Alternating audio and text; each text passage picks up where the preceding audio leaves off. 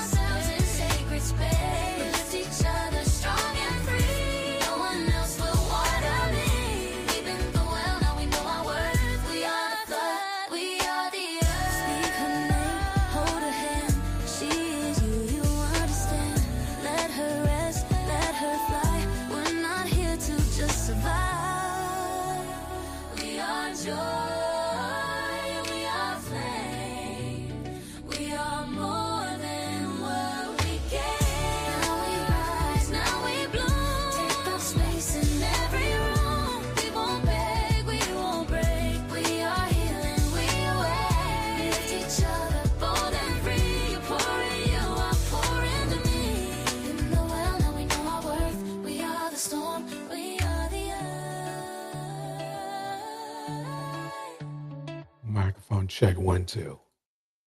About to get this party started. Let me see something here for a minute. Yeah, there we go. Music brought to you by Ghost. Let me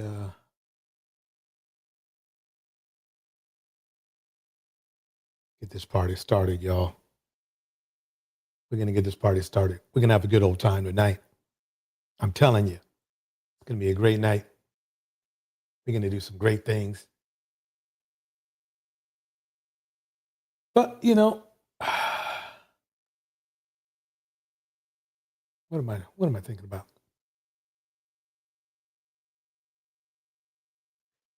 Let me get right into it.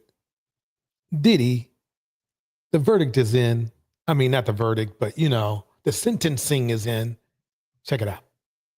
He has begun officially delivering his sentence. He says to the court, he says to Sean Combs, at the outset, I want you to understand, Mr. Combs, you are not being sentenced for acquitted conduct. So he's not being sentenced for racketeering. He's not being sentenced for sex trafficking. But under 3553, which, by the way, is the federal statute regarding imposition of a sentence, under 3553, I must consider many things. Mr. Combs, you are a self-made artist who has inspired community of color. Okay, so we're stopping right there. We're waiting for these updates to come in real time.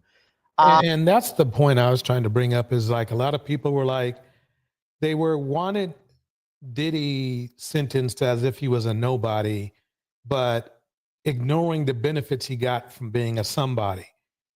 And so, yeah, basically the bottom line is this, is that you can inspire people to be good, or you can inspire people to be bad.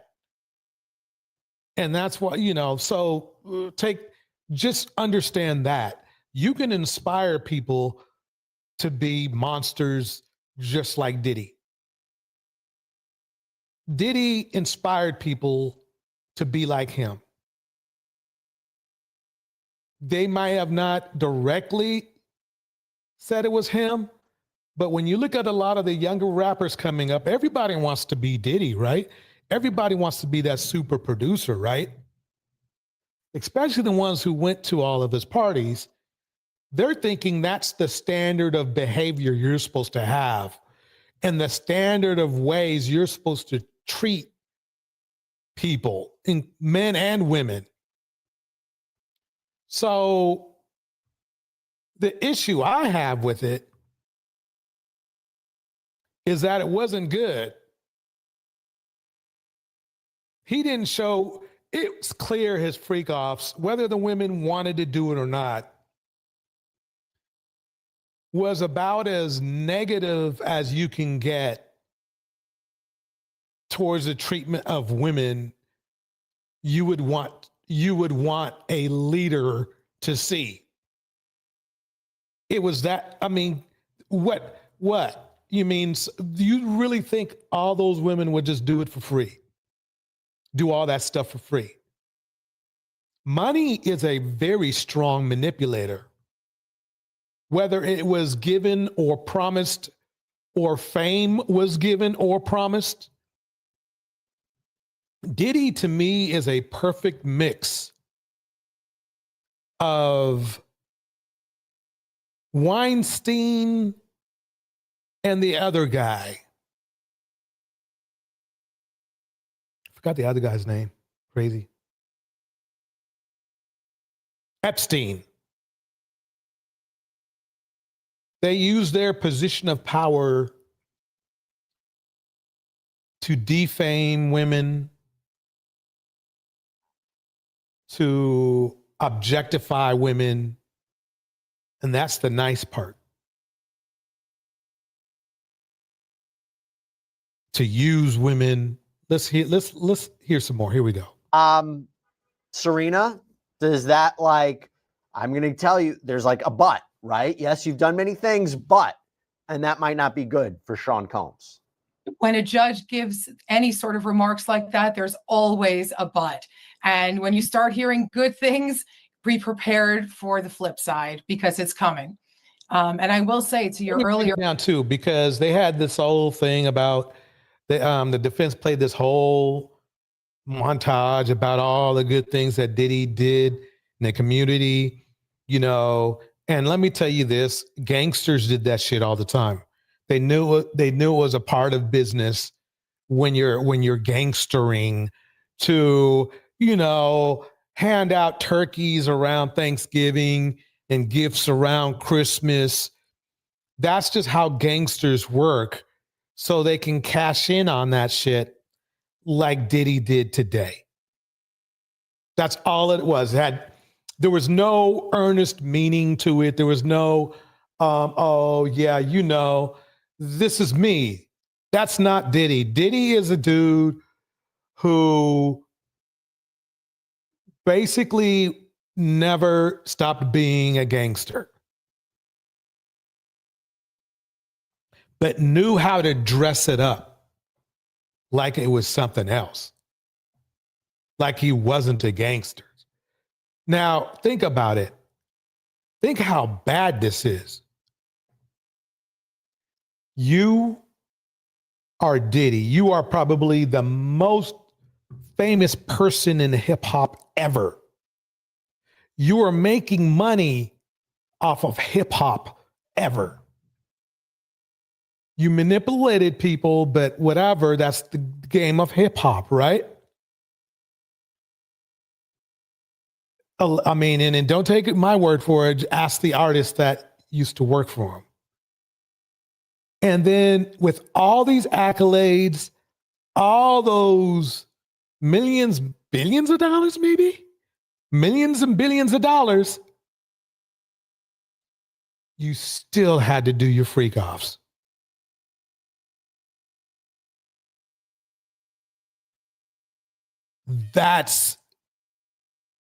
That makes it worse, in my opinion, because you've made it. And yet, the criminal in you still comes out. That's a very dangerous potion. Here we go. Your comments about turning life around. This is a very different type of crime than your typical one-day event. Yes, he was a great guy in certain other aspects of his life, perhaps, but no, not really. He wasn't. He was never a great guy. He might have fooled people, but he was never a great guy. He was living a lifestyle of these crimes. It's very different from a defendant who appears in front of a judge who had one bad day, right? Got robbed one person, got into a fight with one person and stabbed that person. This was a lifestyle. Okay, another update. Judge says, we saw the video. The free game course in the MDC, the court hopes you continue to expand it. You are devoted to your family. The court, of course, considers the collateral. I don't think he's devoted to his family. Devotion makes you stop doing crap like this. Let me see. Yeah, devotion keeps you from doing crap like this. Is it like this? Okay, good. Like this. Like stuff that puts, if you're truly devoted to your family, you're not cheating on your wives, you're not beating up your kids, you're not, I'm not saying he did that specifically, but I'm just saying in general, you're not doing things that risk, put your family and yourself at risk. Consequences. The court has to consider all of your history here. And when that's true, by the way, the factors to be considered in imposing a sentence are and this is, I'm looking at the statute, the nature and circumstances of the offense, the history and characteristics of the defendant, the need for the sentence to be imposed, the kinds of sentences available, the kind of sentence and the sentencing range, any pertinent policy statement. I was sitting right here during the testimony. Joe, this isn't good for Sean Combs. No, it's not good for Sean Combs because he started off with good stuff and he says, but on the other hand, you know what I mean? Because to my mind, I mean, it could be different, but a lot of times you start off with the part, not with the part that you're going to end with. You know what I mean? Here's the good news, but here's the bad news, and here we are because of the bad news, as opposed to here's the bad news, and here's the good news, and here's where we are because of the good news. I think the order of things may dictate that, you know, he's going to come at him, and it's not going to be a low end type sentence. Sierra, this is very consistent with what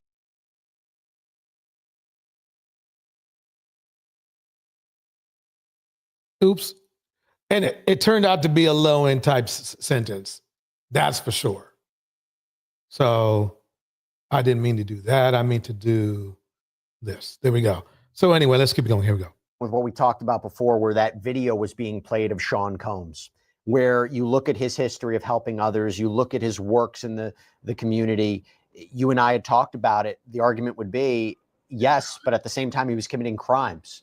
Or after his apology video for Cassie, he was accused of committing crimes. It seems that the judge is being consistent with this. And I apologize if I have to cut you off if the judge says something, but your thoughts? No, please do cut me off because I want the updates as much as you do, Jesse, and so do our viewers. But I think it's confusing here, right? But two things can be true. P. Diddy can have all the love in the world for his children, and he can be a great dad to them. But on the other side of the coin, he did commit these acts, and it is violence. And I think the thing that was most telling to me from what we've heard. All right, let's hear that update, Jesse. Sierra, I'm going to throw it right back to you, but this is the judge. This was subjugation. That is the reality of what happened. These offenses irreparably harmed two women.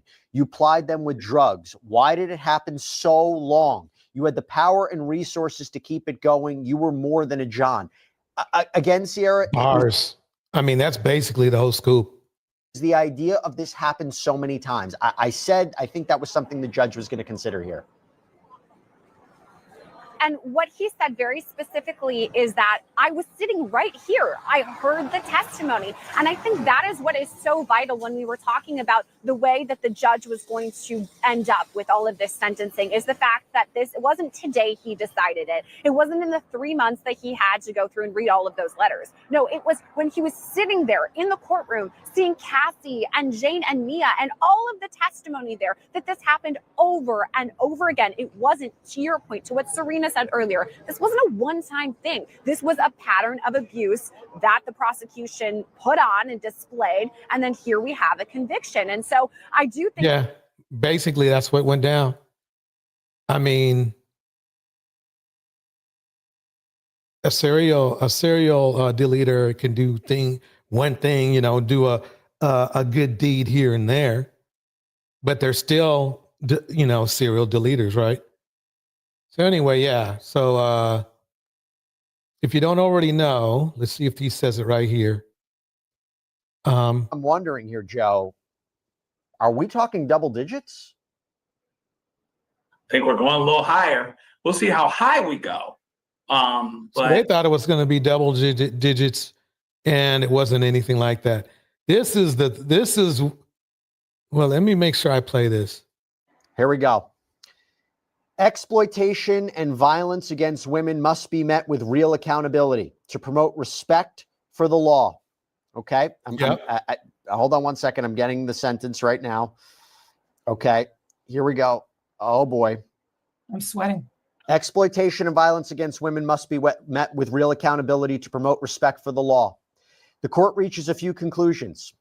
135 months would be more than necessary. Now, I don't know if that means that that's the actual sentence right now, but 135 months is over 11 years in prison. So over 11 years in prison would be more than necessary. That's what the judge is saying here, Serena. I don't know if that's the official— And he cut that shit in half. I can't believe it. Sentence as of yet. We're waiting to get confirmation about that. But what does that say?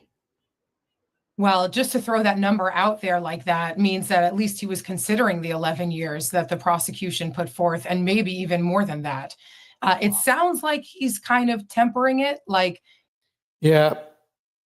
And then let me go back. So yeah, the thing is this, this is common. It takes a courtroom to make people do the right thing, or make people learn that they're doing the wrong things, or make people change. And some people that even when they get out of prisons don't change. So, this to him, really, I quite honestly, he only think has to go to prison for around 3 years. I guarantee you he's going right back. I would put money on it. He's going to go right back to doing what he did before. He's just going to try to be a little bit more slick on doing it. Than the 5 to 7 range. So that may have been the benefit, but I'm wondering if 7 years is what we might be looking at. Again, I'm waiting for official confirmation. So right now, in this part, they're still waiting for it. We already know, though. So let's go right to here. See what it is. But right now, it appears that Sean Combs has officially been sentenced to 50 months of incarceration. So 4 years in prison. You talk about time served, right? About a year. Are we talking now then 3 years, right, Sierra? I can tell you that's a pretty light sentence. For there are men and women in prison right now for a one-time thing where they might have hit somebody, did somebody downstairs, that kind of stuff. In fact, I would say there are a lot of people in prison right now that, with the violence you saw on video with Cassie, would be enough to send them up easily for 5, 10 years.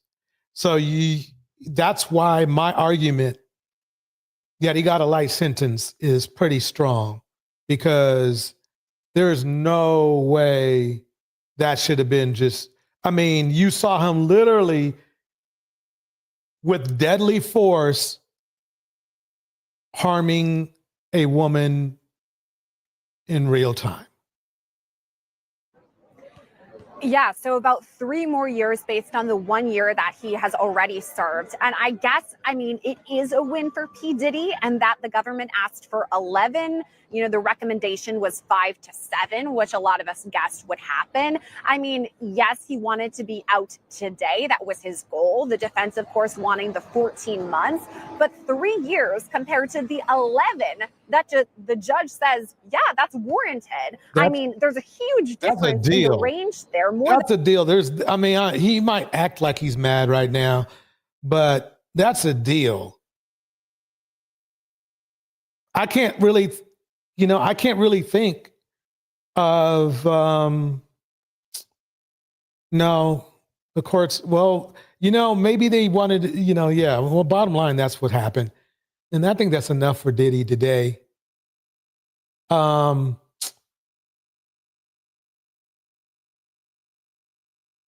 Let's get right into it.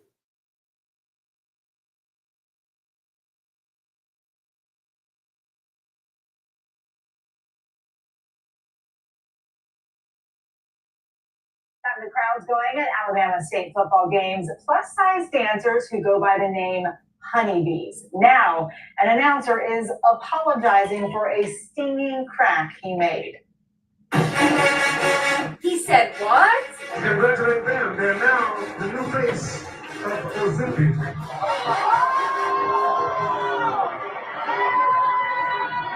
Now, let me tell you, wait till you see the dude. Wait till you see the dude. Yup, the announcer body shames these plus-size dancers and the crowd erupts in boos. One fan even calls out announcer Joe Bullard. There he is. It's just the funniest thing to me. It's just the weirdest thing to me that the most ugly dudes call out a woman's appearance. Fat dudes always seem to call out a woman's weight.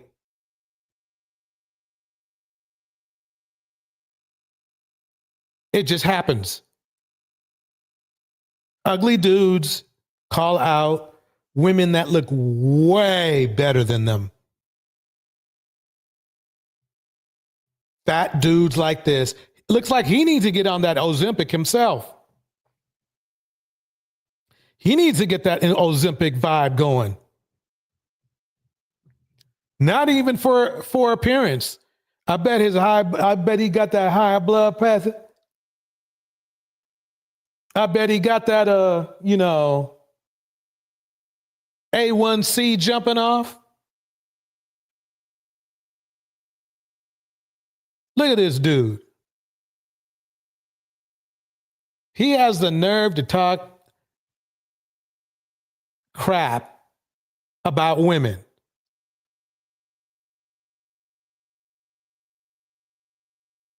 If you were Mr. Perfect, Mr. Muscle, it still would have been messed up. But it goes beyond that with this loser right here.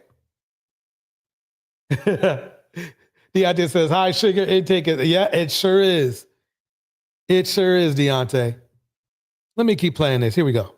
Announcer Joe Bullard, the voice of the Florida A&M marching band. The stinging remark was aimed at the honeybees. A plus-size dance team for the Alabama State University marching band. The honeybees are a fan favorite, hitting the field and entertaining the crowd during halftime. Their athleticism wows the crowd. They even competed on America's Got Talent. You really kind of demanded the stage, and you were all happy and having fun. Over the weekend, the Florida A&M announcer delivered that insult. They're now the new face of I told you. I told you. I try to tell everybody, red pill dudes be the strongest bigots against black women. That's what he said. They're now the new face of Ozempic.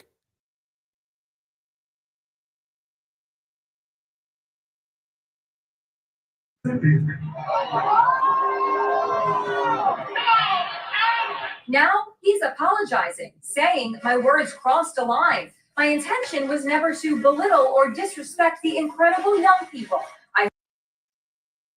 He's lying. Humbly ask for your forgiveness. No comment from the honeybees, but this video just posted by their captain sure sounds like a message to that announcer. We're definitely voluptuous, bold, fake, fabulous girls. A girl that's confident in her own skin, someone that's not afraid to get up there and show them like, yes, we're big, but we can do it too. And speaking of game, Bruh. Yep. The honeybees. I mean, the thing is that you have to understand. Let me bring up the dude again. Let me bring him up again. I got to bring him back up. the crowd's going at Okay. Let me bring him up again. Okay. How he's been doing this for years. I mean, announcing.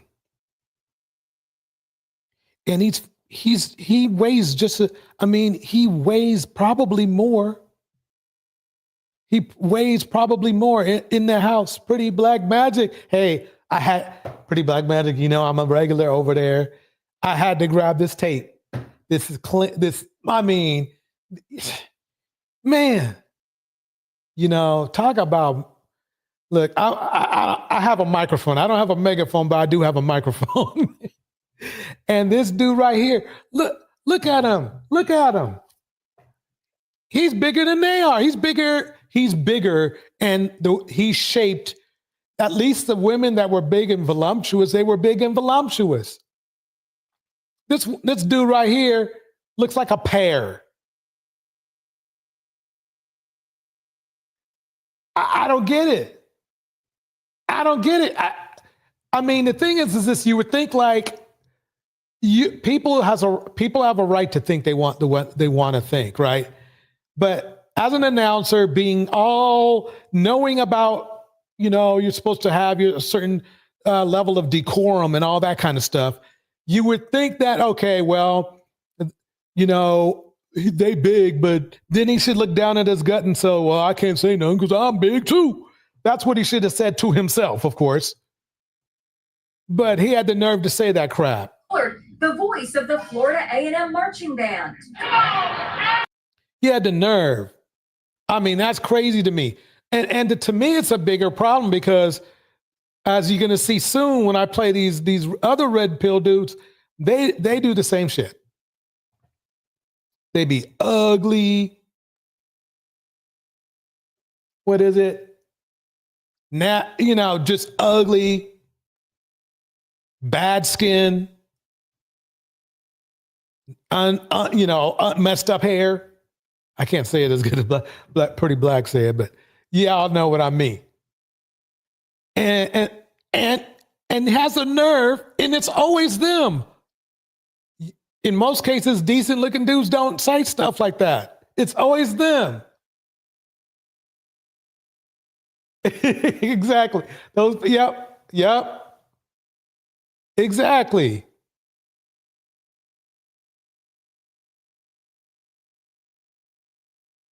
Good for the honeybees doing their thing. A plus-size dance team for the Alabama State University Marching Band. The Honeybees are a fan favorite, hitting the field and entertaining the crowd. Exactly. Handsome men don't talk. No, they don't. But somebody who does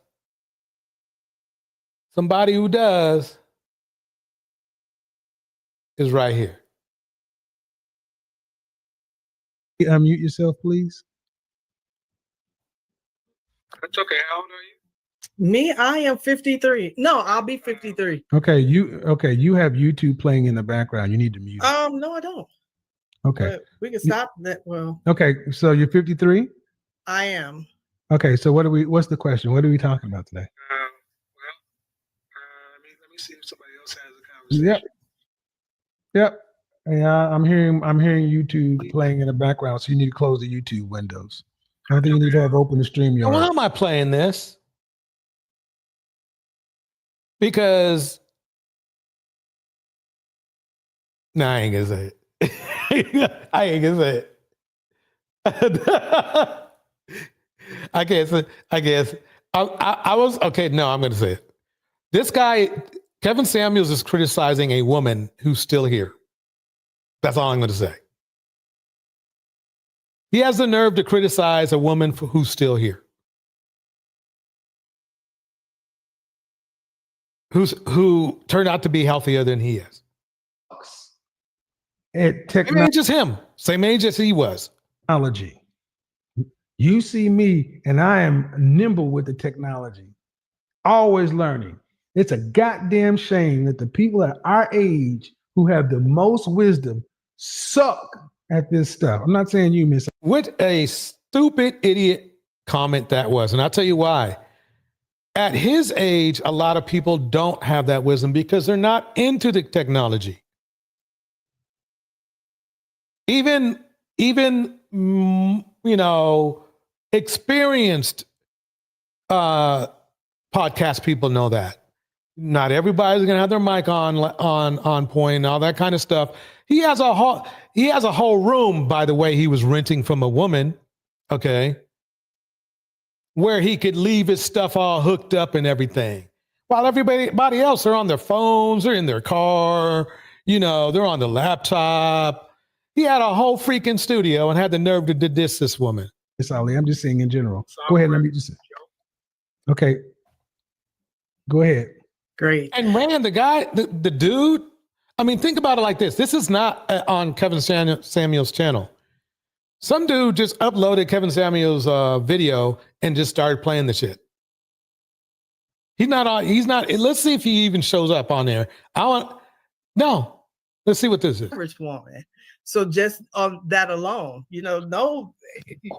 Just but that man, alone. but what you're explaining is why you're giving women a 50% opportunity to find a husband over age 50. That's what you said.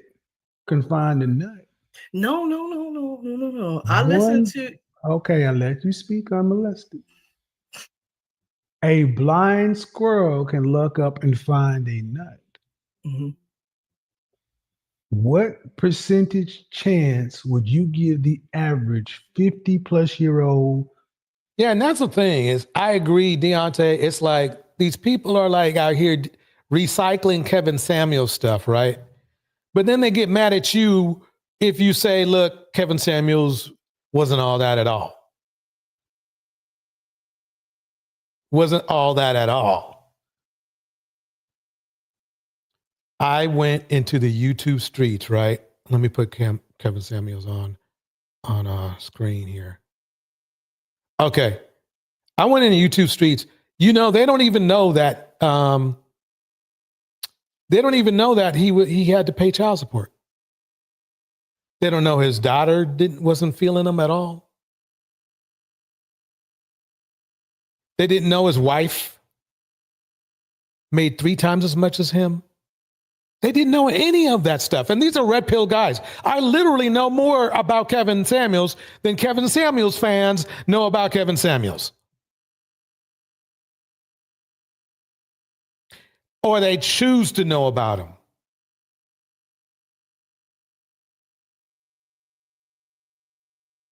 That should really tell you the truth about how these. And see, I have Kevin is gone. So I ain't got no problems with him. I do have a problem with the recyclers, though. Because you're spreading a poison into the community. And it's damaging not only other men, but other women too. Because the women have to deal with these men. And I'm going to show you how that goes down, you know, right about now. Right about now.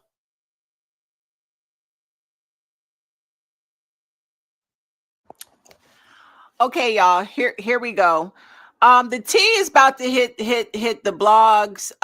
Kevin Samuels' ex-wife is coming forward to a celebrity blog. Apparently he owes back child support. He has a 24-year-old video, by the way. 20-year-old daughter in college back in Oklahoma. He refuses to pay her college tuition. The ex-wife is about to spill the tea. His daughter don't even want to talk to him or look at him. This evening, his Instagram account, he deleted it, but now he's playing like someone reported it and had it deleted. No, this nigga put up a post responding to the child support allegations. Then he deleted his account. Then he deleted the post, and then he reactivated his account. Let me tell y'all something.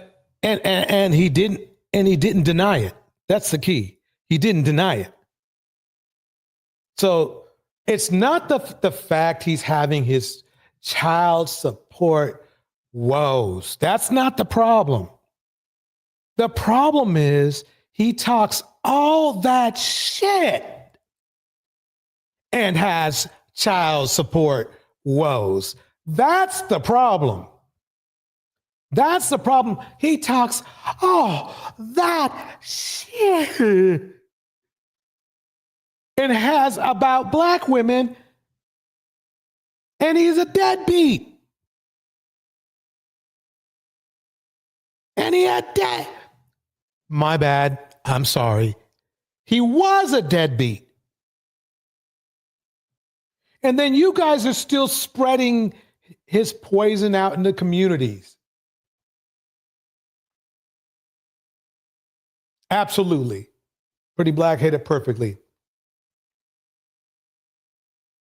He was a fraud. Let's keep it going. Real cool. I'm going to drop the link here in just a minute. Here we go. Everything's about to come out about this man. Everything. Because you know, and it did, but they didn't care. His followers didn't care.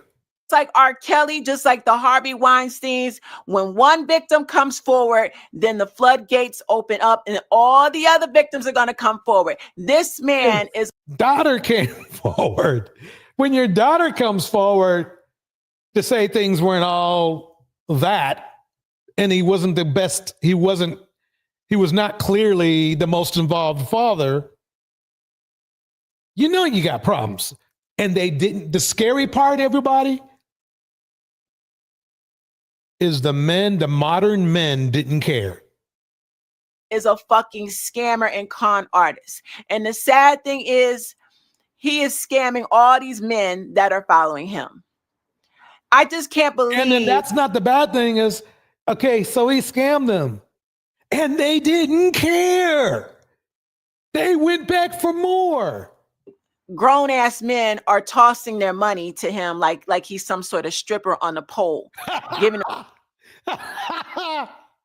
Oh man, that is so true. That's my point. That's my point. You know, I go into the red pill streets, right? And you know, I'd be putting some comments in there and they start coming back at me, calling me a simp. And I'm like saying, wait, you gave a dude $100, you know, super chat, but I'm the simp. You gave a dude a $50 super chat, but I'm the simp.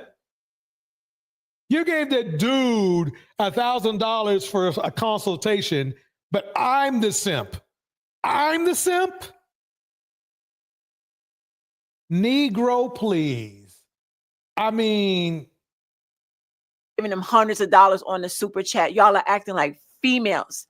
But you basically, you know what? It's a rude awakening coming. This nigga, when all his dirt come out, and it will. Watch this, because the blogs are already, they ready to put the story out there. The ex-wife is spilling the tea. This is one ex-wife. We ain't talking about all the other exes, because I'm sure there's a whole string of bullshit with all the other women. I will say I only know of one, but I wouldn't be surprised. So we're gonna keep it going. Let's move it up a little bit here.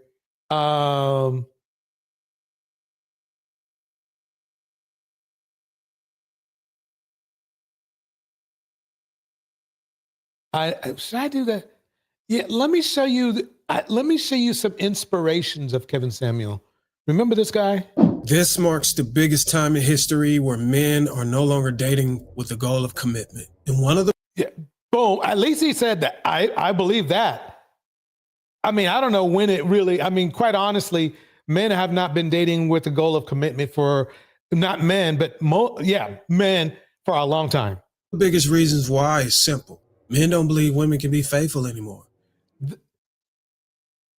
I got to go on screen for this shit. Hold on one second. Okay.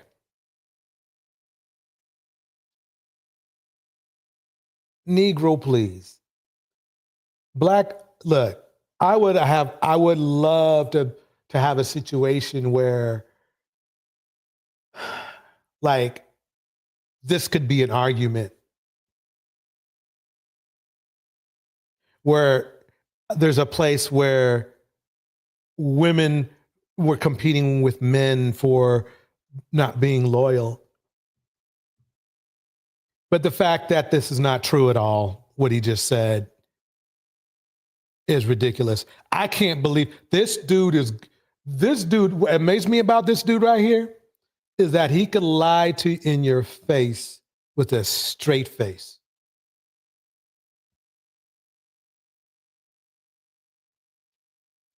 And see, what I've learned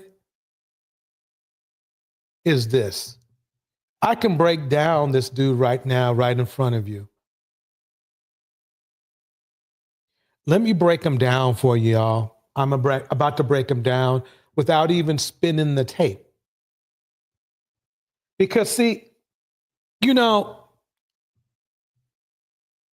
I need to give you a description.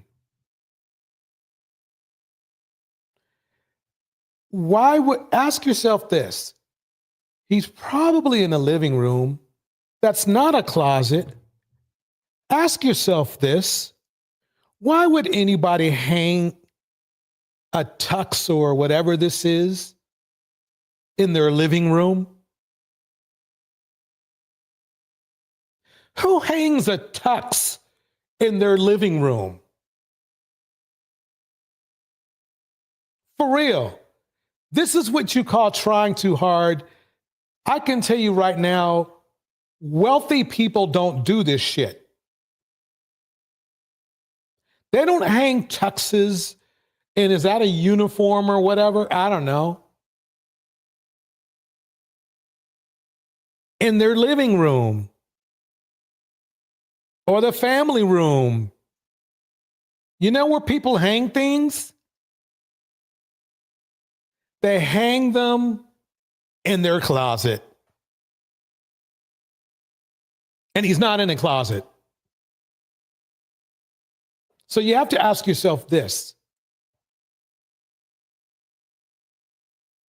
Why is he trying so hard? For real. They're waking up and watching what's happening around them. And they're saying, why invest? Why commit if loyalty isn't even on the table? So in this. And remember now, we're talking about a set of men with a red pill mindset that women as gorgeous as Halle Bailey, Keke Palmer, and Riri, and these niggas still cheat. Okay, these men are with some of the most beautiful, famous, graceful women in the world, and they still cheat. And this dude has the nerve to say this shit. I mean, I don't get it. I mean, and it's not me saying, oh yeah, no, it's me saying, look, just use your head, just use your logic. Look at Offset. I mean, a lot of men would love to have been married to, even with their attitude, look,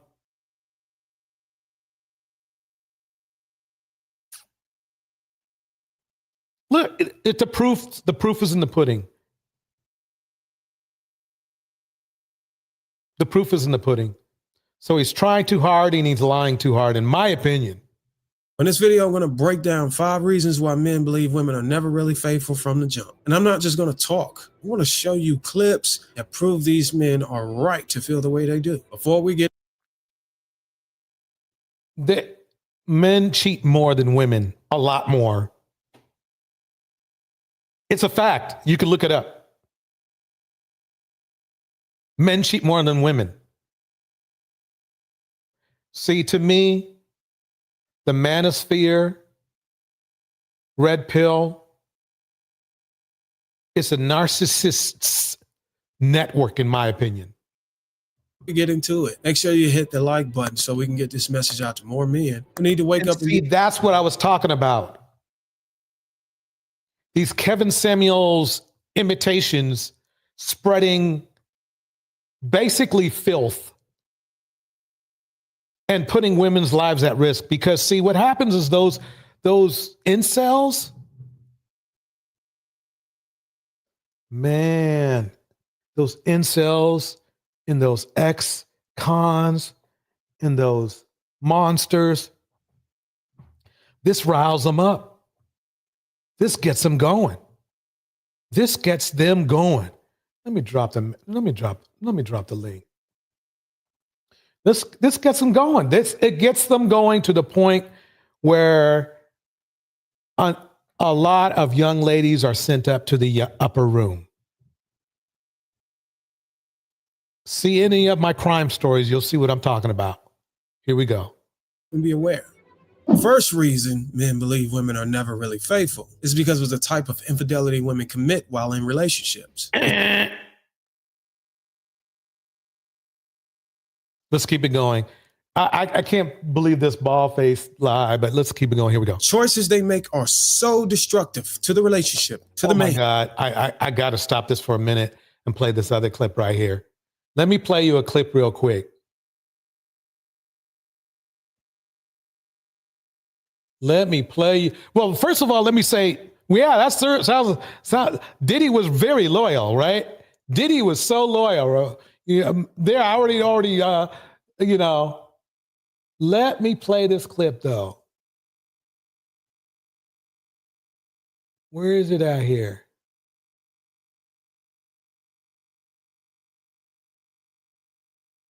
I want to. Oh, it's probably down here.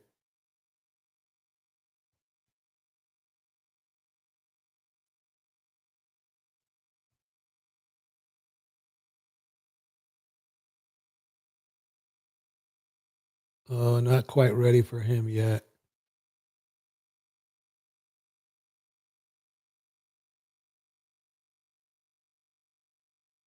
Let me put this in the mix.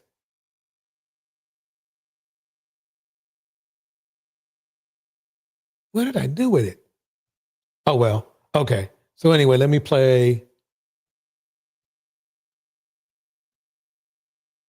Yes. Understand that? What I said was, ain't nothing in this world he would do to me to make me leave him. Hey, Spillers. Today. Okay. Okay. Now, I'm not a Bad Barbie fan at all. Eating Adele in the house, and Mom in the house. Y'all know about Bad Barbie, you know, Catch Me Outside. Well, her boyfriend caught her outside. Her boyfriend, her cheating boyfriend, caught her outside. Let's listen to what she said. Understand that? What I said was, ain't nothing in this world he would do to me to make me leave him. Hey,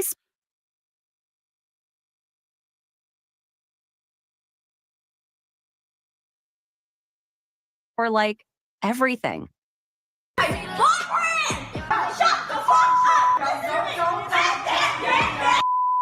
After spending 100 days at a reform camp recommended by Dr. Phil, Danielle returned and dove headfirst into internet fame. She dropped music, including the banger Gucci Flip Flops with Lil Yachty. Before Billy blew up, the two were tight. Rumors swirled about a possible fling, but Billy shut that down on Instagram. Danielle later said they're not even talking anymore. Billy doesn't respond to her messages. I wonder why. Let's keep it going. In 2021, Danielle posted a video accusing Turnabout Ranch, the residential camp she was sent to, of physical and mental abuse. She claimed kids were tied up and blindfolded at night to teach them a lesson. Sounds familiar. Paris Hilton had similar horrors. Dr. Phil popped up in the media saying he wasn't responsible for what happened, claiming it's between parents and the facility. You know what's weird is like, Dr. Phil, you just lost so much, credibility, because you think that if you're suggesting people go to someplace on national TV, that you would check the place out or hire somebody to check the place out to make sure it was legit. You literally sent these lambs to the slaughter. Danielle didn't buy it. She calls her camp stay traumatic. Once she turned 18, Danielle became the richest celeb on OnlyFans. Ain't done yet. I ain't done yet with the OnlyFans. Reports say she made over $75 million. And honestly, it's disturbing how the platform basically waited for her to turn 18. Yeah. OnlyFans. So, Bad Baby has been in the headlines a lot lately, and honestly, it feels like we've been watching a slow-mo teen, and he was a bit older. There he is. So the reason I'm bringing this up is because, of course, red pill black men, they have this theory that, black women are not good to be with. And you heard what that, other dude was saying, Derwin or whatever his name is, that women are not loyal. Well, this woman right here, she was loyal to him and he beat the crap out of her. Keke Palmer was loyal to her dude, and what happened? He beat the crap out of her. Halle was loyal to her man, DDG. He beat the crap out of her. In addition to cheating. I said what I said. It's good to see you in the house.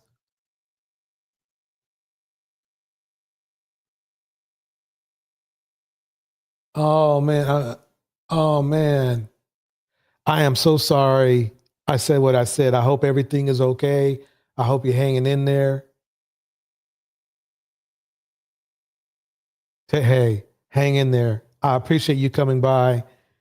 Definitely everybody, please give, I said what I said, and her father, sweet condolences. And we are all, please do everything you can or you need to do to feel better. If you need any help or anything like that, just let us know. Here we go. So back to the bandit. Anyway, basically, look at him. He's falling asleep at some game. Around 22. They met through mutual friends in the music scene. Levon was charming at first, buying gifts, hyping her online career, and slowly weaving himself into her life. By fall 2020, they were practically inseparable. Danielle started posting about him on social media, calling him her ride or die. They were showing off their tattoos, posting lovey-dovey stuff online, and for a while, this is what hey, you got the best thing to do is make sure you give people their credit. This dude right here, A1 manipulator. It really looked like she'd finally found something stable. But sharp-eyed fans were quick to point out the red flags, the mood swings, the constant arguments, and those mysterious disappearances. That's my baby. I love him so much. Here. Don't end it, babe. Babe, tell him how much you love me. I love you so much, babe. No emotion whatsoever. No emotion. Yep. By 2023, she announced she was pregnant, and in March of 2024, Yep. Now he owns her in his mind. That's what he's thinking. Until he's done with her. See, back in the day, women thought that if a man made them pregnant, that man loved her. That's not true. she gave birth to their daughter, Callie Love. On paper, it looked like her redemption arc. The wild Cash Me Outside teen had grown up, started a family, and was maybe finally finding peace. But that couldn't have been further from the truth. While this should have been a happy milestone, behind the Instagram posts, things spiraled fast. Public arguments, alleged cheating, and increasingly toxic behavior made the relationship headline news. By mid-2024, there we videos go. So Derwin, is this the what a loyal woman gets to look forward to? started surfacing of Levon physically assaulting her, pushing her down, pressing his knee into her back. By late 2024, Danielle is opening up about abuse. Here we go. Welcome to the stage, Deontay. Oh, what happened to oh, let me play what happened to my screen? Okay, there we go. That's better. Okay. So Derwin was saying like women cheat, men don't care anymore and all that kind of stuff, even though it was Kevin Samuels who was preaching about men shouldn't get married. And so Derwin was saying, women cheat. I think he meant black women, and here's this woman here who's at this time, she finally is really rich. She's not black, so she's perfect for red pill black men. Red pill black men love them some non-black women. But the reason why I'm showing this is that even when these men get exactly what they want, when it comes to women, they still beat the living crap out of them. What are your thoughts, Deontay? Well, excuse me. Can you hear me fine, DJ? Yeah, you sound good. Okay. The thing with the bad babies, Danielle Bregoli is specifically her situation. She was always attracted to this type of toxic behavior. And this is a situation where both sides play a role in it. Obviously, she's the victim because she's the one getting, beat down. Yeah. But you could tell, even remember when she got famous on Dr. Phil when she was 13, how she was talking, she was running over her mom. I mean, I Yep. couldn't have she was cussing out her mom, and she just didn't give a damn about nothing. So she doesn't want a serious person in her life. She don't want like a real man that's disciplined and that's nice and not, toxic like that. She's attracted to that type of behavior. I mean, just listen to her music, listen to what she decided to do. So in that situation, it's like she should have been called the police on my guy after he did the damage to her. But it seemed like she waited until after. And I see that pattern with some females in that situation where you got the guy dead to rights, right? Call the police on him, it's over with. But they'll wait until after the relationship is over, um, before they want to start talking about, oh yeah, he would beat me and do all this other stuff.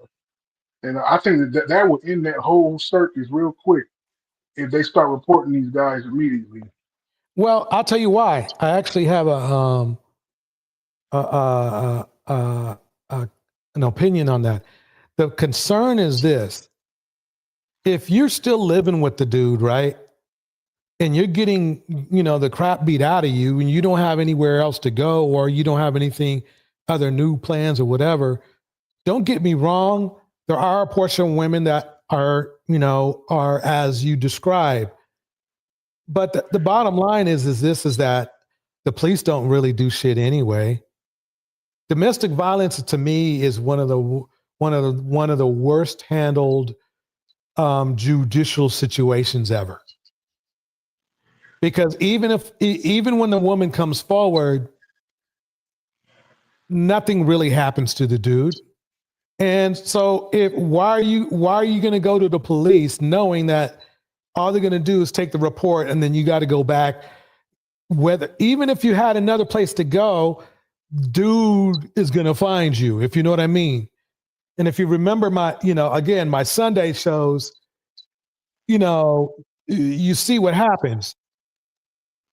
So yeah, they're going to try to, usually the first thing that a woman's going to do is like, let me find a place to go first, break this shit off first before he pops me in my other eye.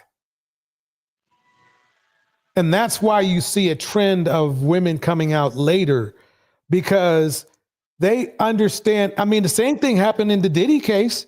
Nobody wanted to come out. Nobody did. Do we really think that Diddy only did that to Cassie? Oh no, I'm sure, and it was other women who came out. Yeah. Yeah, so basically that's my point. I mean, I think Diddy makes a perfect example because you think of it like this. If you know that if you leave and go to the cops and then leave,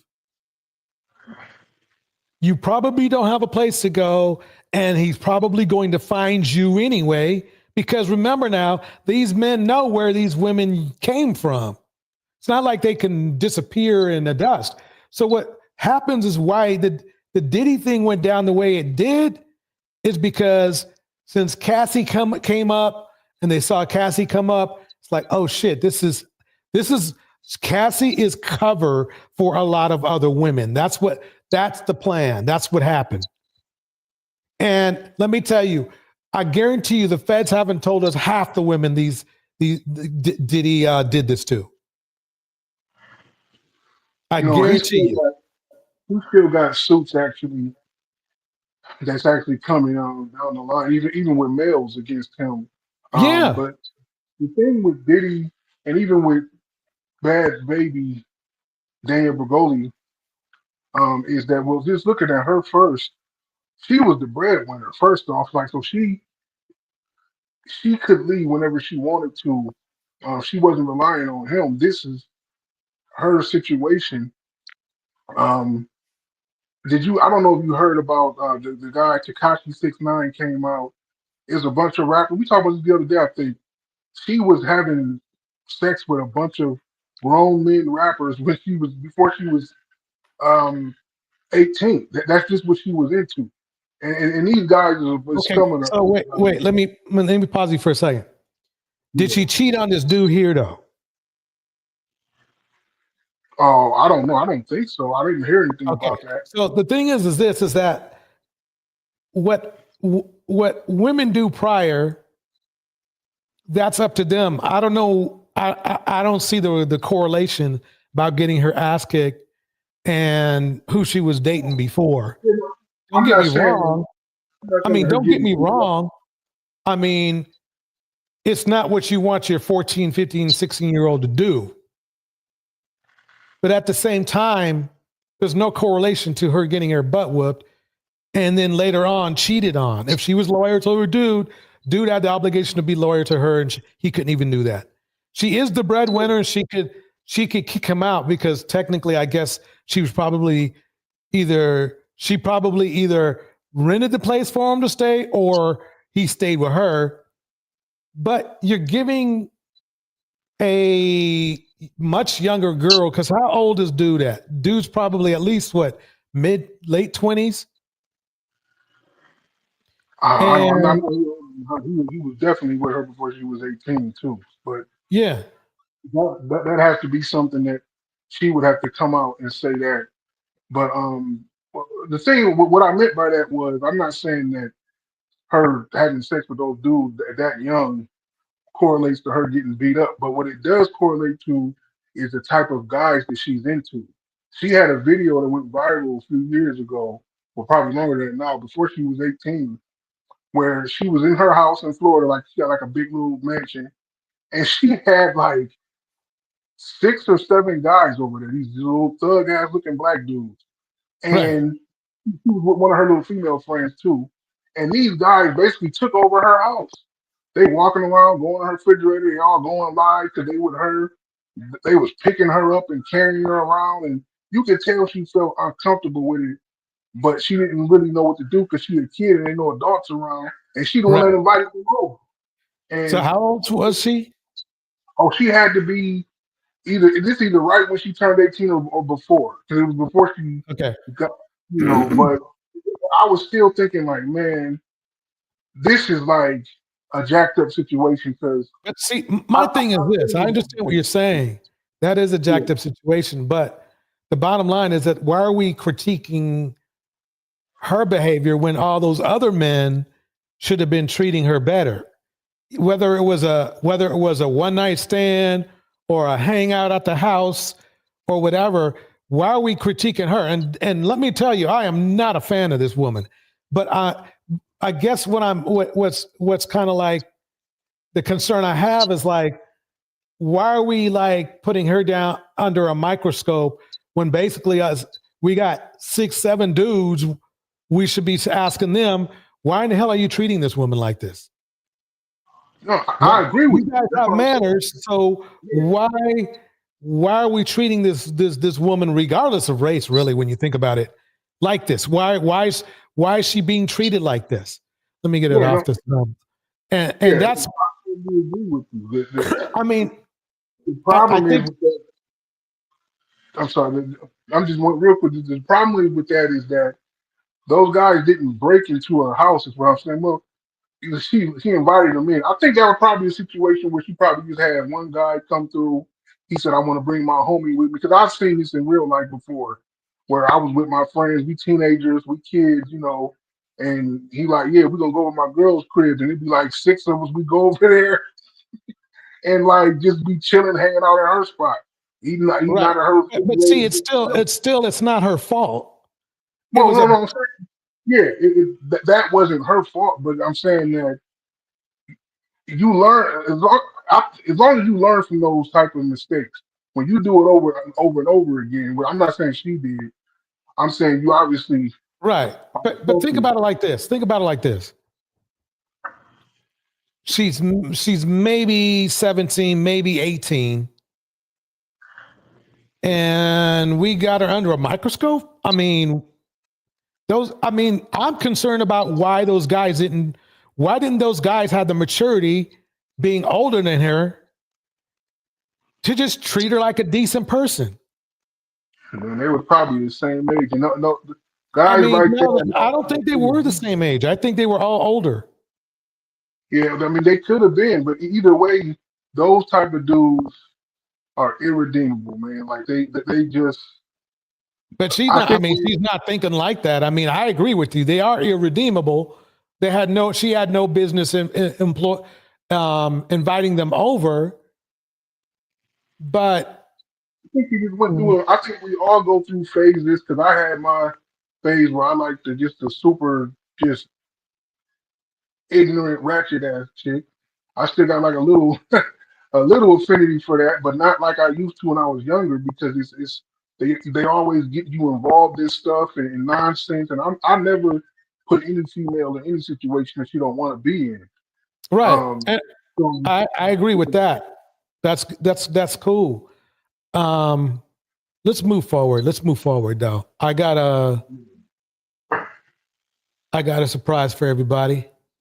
Here he is, y'all. Shaq O'Neal and Ananda Lewis had a relationship. Arnetta Yardborg and Shaq dated and had a daughter. Shaq O'Neal and Cindy Crawford hooked up in 1995.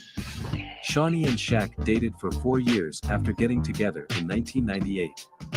They married 2002. 7 years later they divorced in 2010. They had 4 children, Sharif, Amira, Shakir, and Miera.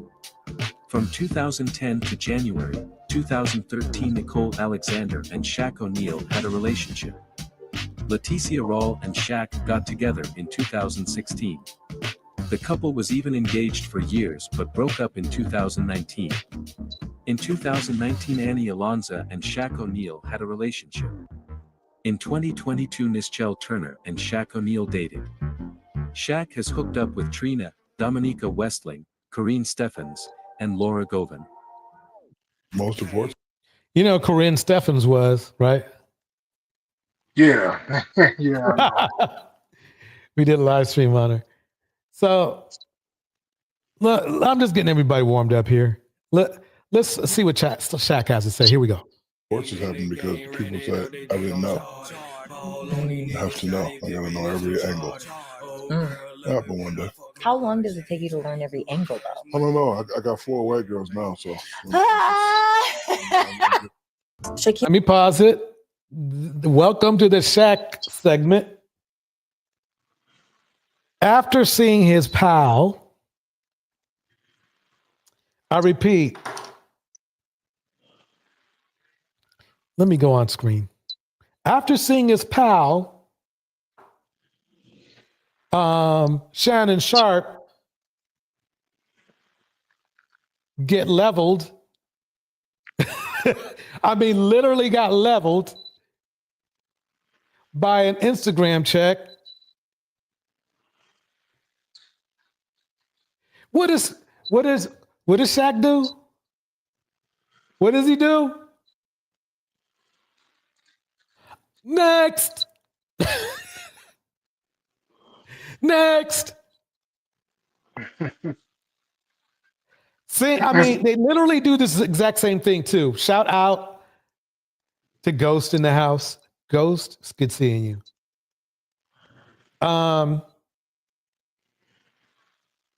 Think about it. Just for the sake of optics, right? You'd be like, you know, I need to chill out. She's even from OnlyFans too. There's really, quite honestly, they're no different. I mean, they came from OnlyFans. So it's funny to me. It's funny to me to hear Derwin say shit like this. Let me put Derwin back on. Let me put old Derwin back on.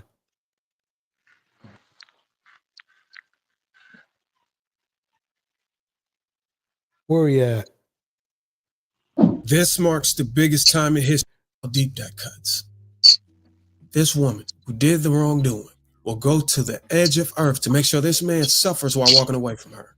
And that right there destroys a man's trust forever. You know what he's doing? He's projecting, because this is something usually men do, number one. Number two, he's a bald-faced liar. I don't like his eyes either. There's something evil about him. I'm telling you. I mean, there's something about him that just there's just no empathy behind them at all. And I know he's not married, even if he says he is, because no woman is going to want his man, her man, to be hanging clothes out in the living room. Why would you do that?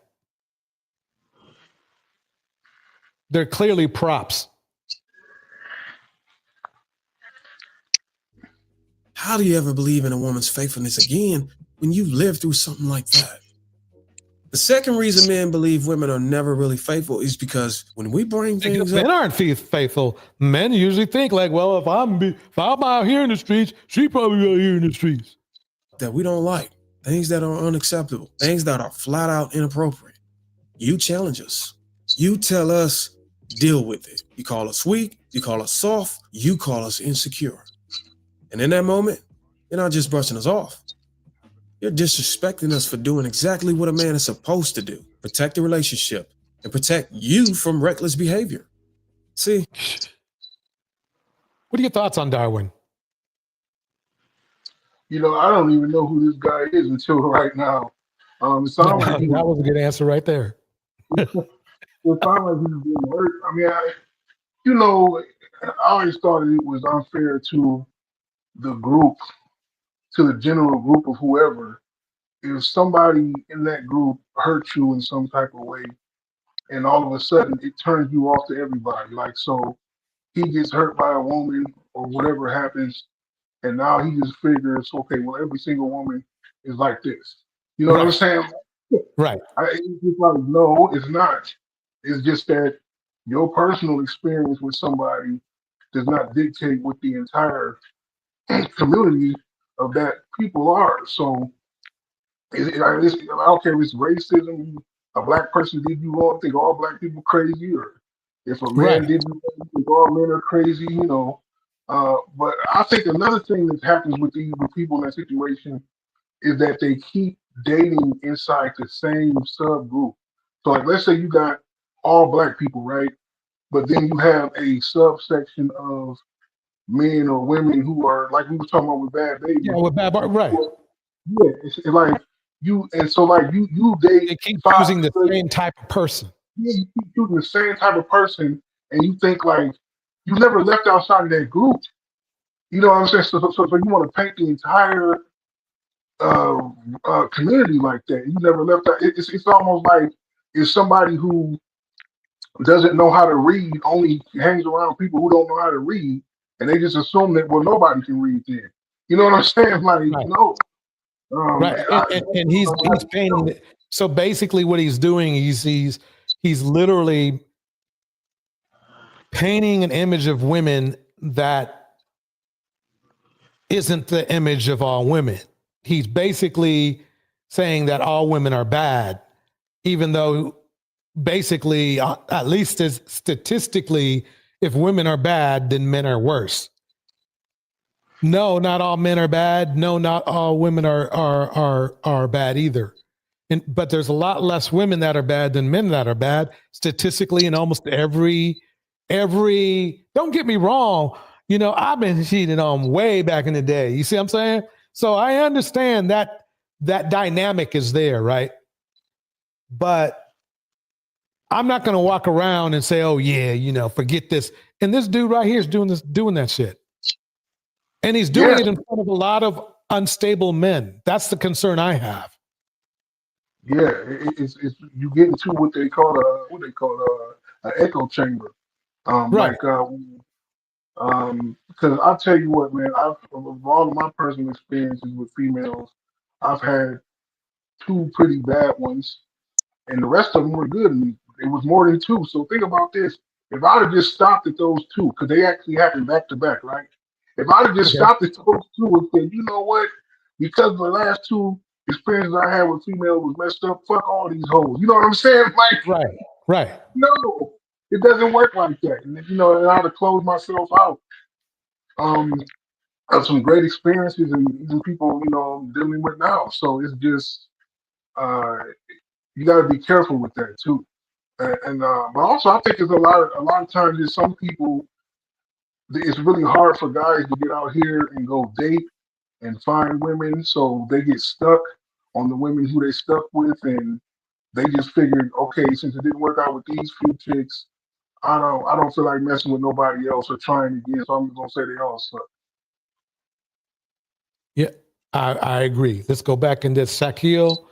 Shaquille O'Neal and Sophie Rain are addressing dating rumors. The NBA legend and the OnlyFans model made headlines after Shaq showed up to Sophie's birthday party. And TikToker Noah Glenn Carter posted about it in this Instagram reel September 23rd. People are not happy with Shaq for showing up to Sophie Rain's 21st birthday party. Shaq is 53 and Sophie Rain is allegedly 21. Let me pause it right there for a second. Now, here's the problem I have with this that's even deeper than this. These men, you told me about your experiences with, choosing the wrong women or whatever. And here's a man damn near 60 choosing the wrong woman. I mean, it's not only that she's young, but I mean, he chose a young OnlyFans model, okay, from OnlyFans. And I've heard, and I haven't, believe it or not, I've never watched OnlyFans, but I've heard about it. Now, this is Shaq. Does he understand that how that looks for his brand? Yeah, he doesn't care because it's well, first off, Shaq is a big trick. He's a trick and he's afraid to hide it, so he don't care. And right. I'm gonna tell you, this is also a side effect of what happened with the sexual women's liberation that's been going on pretty much between 2012 and I guess you can say today. That? Well, okay, this is what I mean. It's been basically accepted that it's okay to be a sex worker or OnlyFans model or anything and selling your body for money. Kim Kardashian basically started it, and she's a very prominent woman. So because of that, men like Shaq don't feel ashamed publicly. Not just Shaq, a lot of men don't feel ashamed publicly letting I'm dating a chick that's, that's selling herself out here like this because I'm just tricking on her. And I actually don't think nothing wrong with it as long as he keeps it. As long as they're consensual and it's an understanding between them, because he's not in love with this girl. He's just trying to find a way to hit it, and he got the money, so I'm sure he'll find a way. Okay, so the thing is this is a problem. See, and this is basically a huge problem in our community as well. I'm sure he still wants to be a respected individual in his community. Wouldn't you think that? Yeah. Okay. We got let me keep rolling here for a minute. Okay. So he wants to be respected, and I'm sure he wants equality at his job, and then he wants people to think of him as a leader and a role model and shit. And he's out here, excuse my language, he's out here fucking a role model. I mean, an OnlyFans model who's literally more than half his age. Yeah, I mean, I guess what I'm saying is that this is how a lot of our men think. We think we can do stupid shit and still be respected. Diddy did. Diddy was the same way. He thought he could just have these freaky parties and people say, wow, I respect him so much. What a role model. What a great guy. Yeah, but Diddy was breaking the law with the stuff he was doing. No, I mean, so do you think that Shaq should be respected as a role model? It's a lot of guys I don't think should be respected as a role like Shaq. But no, I mean, as far as what people look for a role model, which believe it or not, is part of his job as a ESPN whatever, right? I Yeah, mean, but that's what I'm saying. As long I'm as not. he- And let me break it down to. Sorry to interrupt you so much, but Oh, no, it's fine. I'm sorry. I mean, I'm not saying the other dudes don't do this from ESPN. I'm not saying that at all. But at least they try to hide it. They're not embarrassing other black men. And it's I've seen is that for some reason, it's like we give up our respect to other men. We want to be respected. I want to be respected. So I ain't gonna go out running around there looking for an OnlyFans model, to hook up with. I'm just not gonna do it. Here's a man with way more wherewithal than me, way more power, way more, whatever you want to call it. He's got all the boxes checked, right? And he's around with an OnlyFans model right after his friend, Shannon, literally lost everything. Yeah, but see, they got to remember too, the contexts are different. Shannon lost everything because he was doing sex, he was doing race play and rape fantasies like and videotaping, and it was very terrible. She, that's how they settled in court because she was saying that he was raping her and they had video. It's just, as long as nobody's accused Shaq of doing that. He's just having consensual sex. No, but it's like this. This is my argument, Deontay. You would think after you saw one of your friends just like bank account drained, career drained, you yourself is going to say, something, I can't roll like this. I can't even roll near the same situation. Yeah, but it's there's really, when you think about it, why is he risking his career? It's not just behavior. Shannon didn't just get ruined, and he ruined himself, by the way, because of the race play stuff and everything. It was the race, that was part of it. The age of the woman was part of it. Really, she was a girl. The skin color, that didn't help. That didn't help a lot either.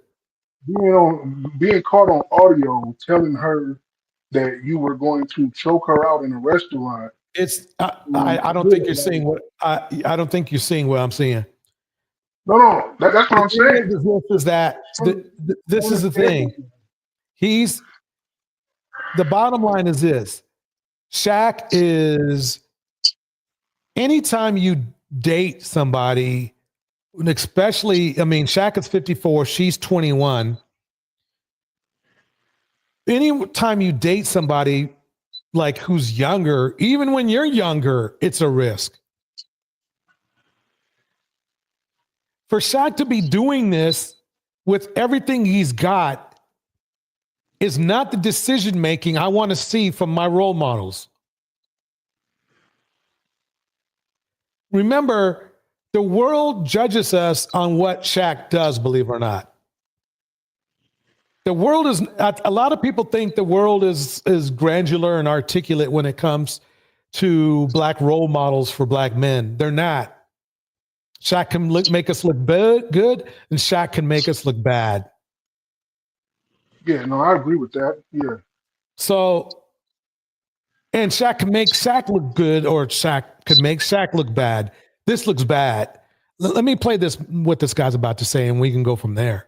That's a whole other story. So because of the age difference, Sophie Rain's 21st birthday party. Shaq is 53, and so she wasn't even 20 when they were together. 21 when when they were together. Let me keep it going. Let me keep it going. Here we go. Sophie Rain is allegedly 21. That's a whole other story. So because of the age difference and what Sophie does for work, people are not really feeling Shaq's appearance to this party. But in the comments, Shaq says, "I don't that young, but I will date your mom and give you a brother." And in since deleted comments that Noah reposted, the Los Angeles Lakers alum also added, "I was DJing at Encore Beach Club when Sophie came to my party. Dummy, stop trying to create rumors. Don't make me slap you, dude." And speaking to Us Weekly, October 1st, Sophie says, "People are running with a wild story, but Shaq was nothing but respectful. It was my 21st birthday and he made it unforgettable." And Noah's mom reacted to Shaq's comments in another video, saying, Shaq said, "I don't date that young, but I will date your mom and give you a brother."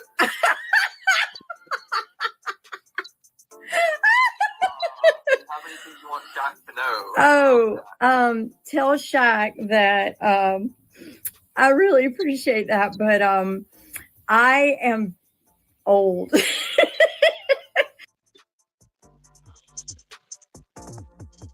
So then what happened later? He ends up dating her. You know, not her. I mean, not her mom. Her. I mean, okay, it's like this.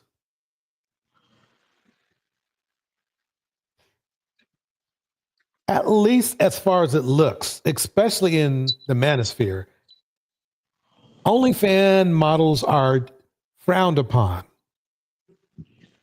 But the funny part, and then Deontay, you can definitely, I'm going to keep my mouth shut while you talk this time, but they're also cherished.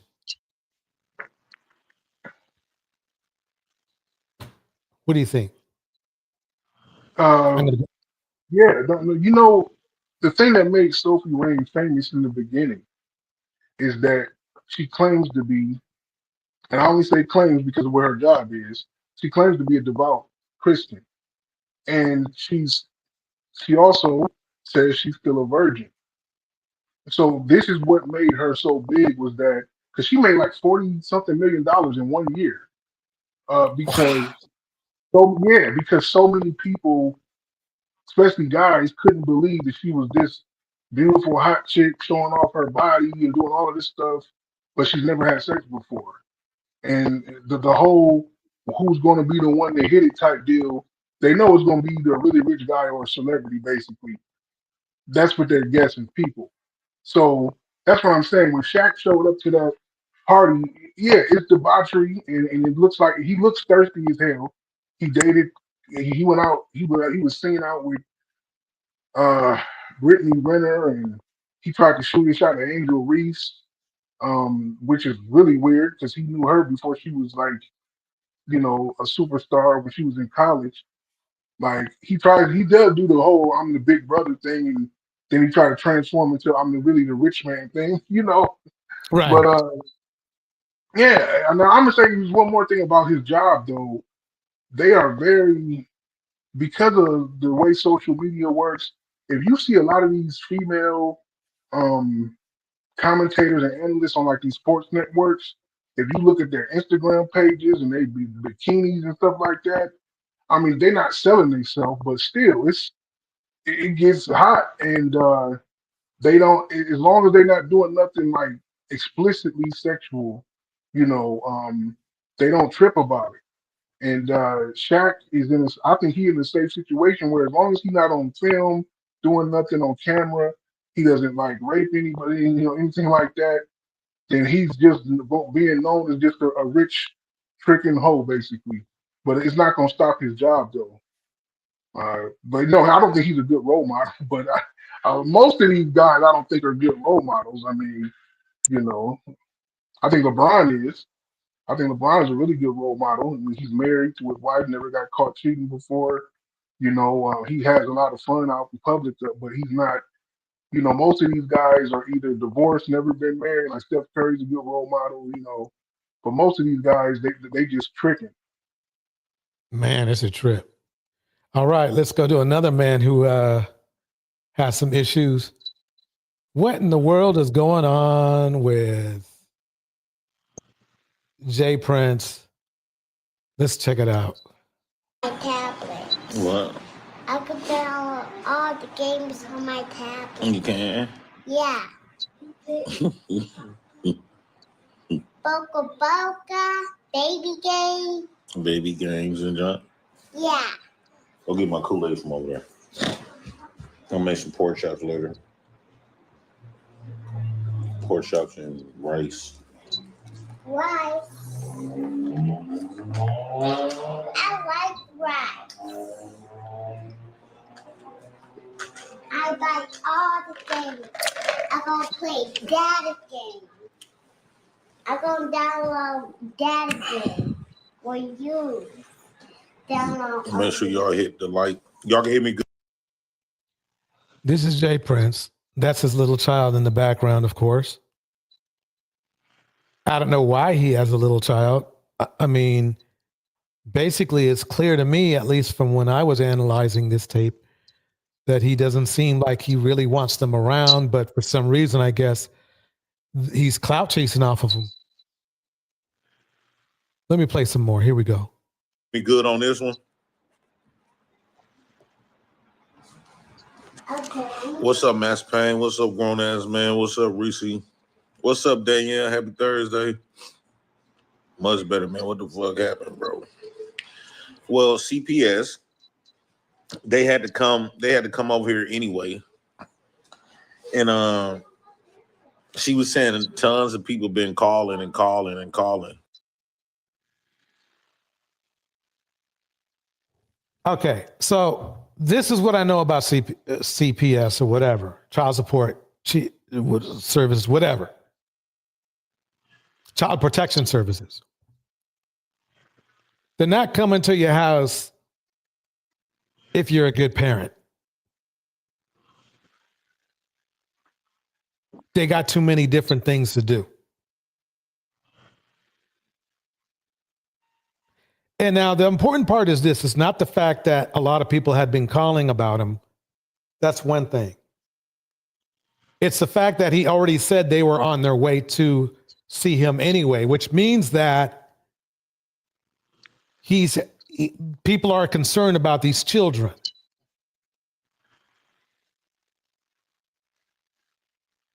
Now, this reminds me of the same situation I was trying to bring up about Kevin Samuels and Derwin and all the other red pill motherfuckers. You can't, I mean, these men can't even take care of their own place.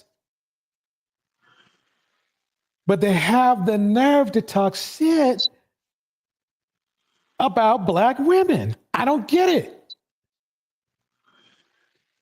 It's like the worse, the more unstable they are, the more they talk smack about black women. I mean, if CPS is coming to your house, you're doing everything you can to have CPS not have to come to your house. And somebody told me that there's a part, I wonder if this is the video. Let me see. There's a part where he's about to walk outside and he kicks his child. Maybe this is it. Let's see if this is the part. I said the majority of the people that's really calling y'all is one, I got a lot of haters. Secondly, a lot of those people don't have kids or risen kids or raised kids themselves, so they don't know how. He doesn't know how. He didn't want to have kids. That's the problem. That's why he's getting let me tell you, he's not getting these phone calls because he's got haters. He's getting these phone calls because people are genuinely concerned with those little girls. They know things that, Jay has said, and it doesn't sound right. But my thing is, everything checked out good. As you can see, my kid's still in there. And I'm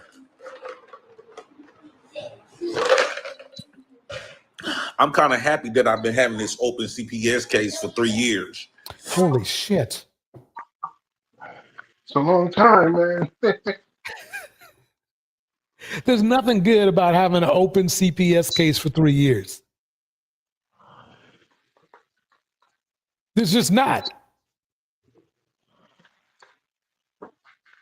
No, it's not. That's I don't know who is this guy. You said Jay Prince.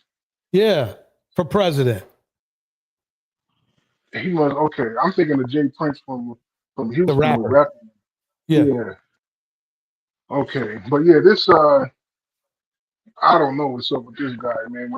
Whenever it's people who have child custody involved, children's services, I've seen people try to be vindictive and they try to find little stuff to get CPS involved, but most of the time it's always some merit behind it.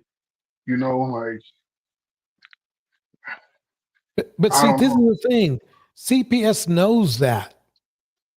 They've done dealt with vindictive people, men or women, for a long time. They know that. The problem is, number one, he just told us the biggest problem. By the way, shout out to Wonder Woman, Angela Reddick, Eden Adele, Indiana Mom, Ghost. The problem is if when CPS gets involved, they don't go, oh yeah, we're gonna put you in a 3-year bargain deal. We're gonna come by for 3 years. No, you earn that shit. If you're being evaluated for 3 years, something pretty bad happened. Oh yeah, definitely. There's instead of be under investigation with an open case, it's like they coming over every week or every month. They probably got random schedules. Like I don't know what he did or what they said he did, but I mean, he congratulating himself. I see that he still got the kids, so he must have been accused of doing something crazy. Right. No, I mean the thing is if everybody knows that government resources are not at an all-time high. So if a CPS if CPS is telling you they got to be around you for 3 years, that right there is just not a good testament. It's just not good. Shout out to Tevin, by the way. Shout out, prayers out to I Said What I Said. Shout out to Pretty Black Magic. Appreciate, of course, shout out to Deontay on stage. Yeah. So let me keep it going. So now, but I'm kind of happy. See, y'all don't know that, right? I talk to her about my type of content all the time. Let them know. See, let's just say something did happen. This is what they're going to do. They're not just going to come immediately and take people's kids. They come and investigate. And it's getting to the point where they see y'all making them work. And they're going to get frustrated with the people because they just can't come and take my kids because y'all reporting every day. Okay, remember now, he already said he's got a 3-year stint for CPS. I don't mean he went to jail, but they're going to be around for 3 years. Man, and you know something, Deontay, this reminds me of the situation, even with Shaq. Different situation. I'm not going to say they're the same at all, but it's the mindset of not taking seriously what could be a bad situation. He shouldn't even be having his kids on video. CPS ain't stupid. See, a lot of dudes, they be thinking the legal sector or the law enforcement are stupid. They know a responsible father is not going to have their little girls on TV. They're just not. Not in this context. They're just not. No, so is he like a YouTuber or something? Yeah. Okay, and then people So the people who watch the show, they just notice the way he deal with his kids, and they call. Okay, I've seen that happen before a lot actually, where people will put their kids on YouTube channels, and I mean, some of that stuff honestly is terrible. Like, why would you show the way? I've seen people who are living in complete filth with little babies walking around naked and all kind of stuff, and they up there trying to talk about a football game or something, Right. and people call CPS on them. Yeah, so I understand that.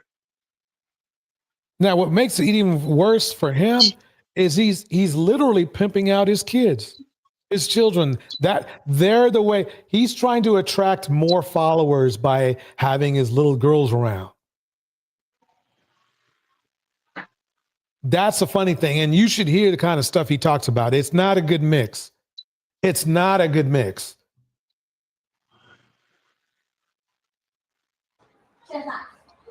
They can't just do that. They got to have a reason to take my kids. So they come here. They do have a bro. If they're even calling you, they have a reason to take your kids.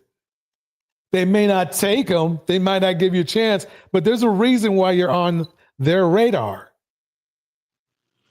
That's crazy. So anyway, I heard people were trying to give him help, and then he started talking this shit right here.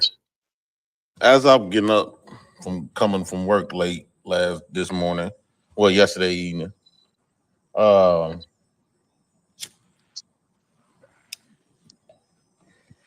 some people told me that Bomb Cherry was talking shit about me on her weak ass shadow.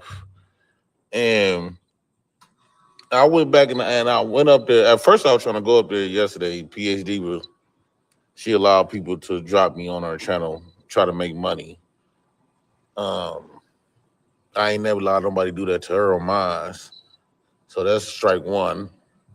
Secondly, all of this, we give men a chance. I must be stupid as if you some fucking prize, right? Like you some fucking prize.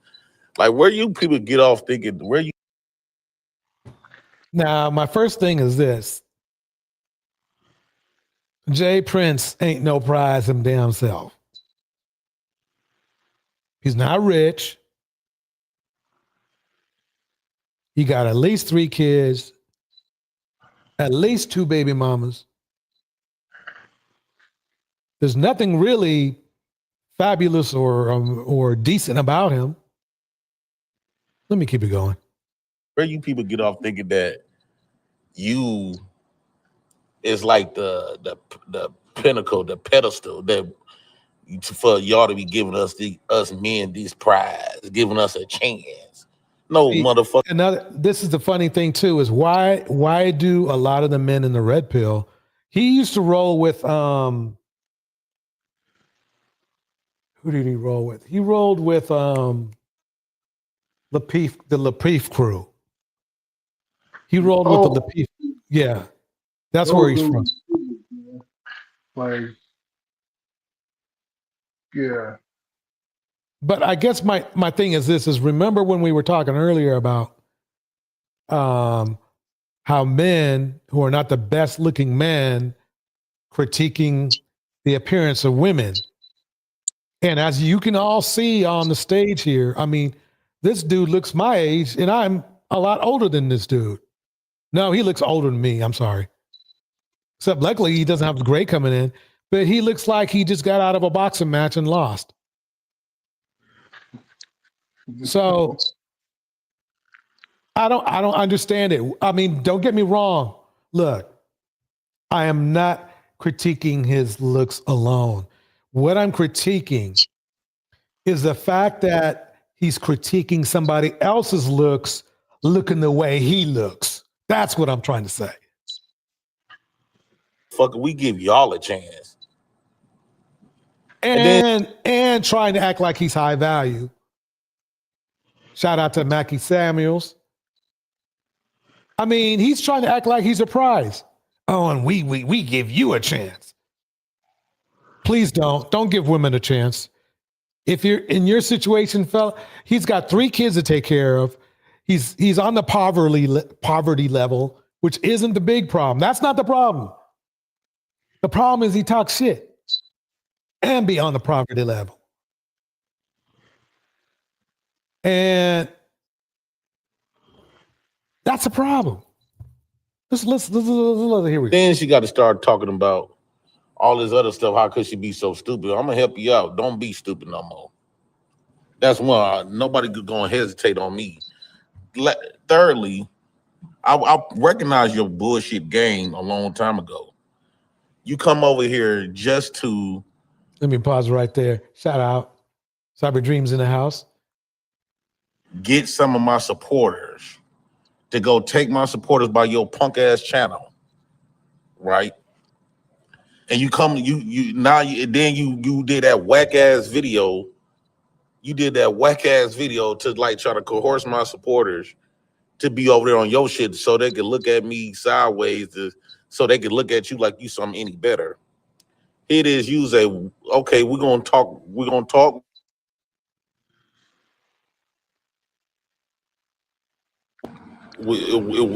talk, we're gonna talk all of it there.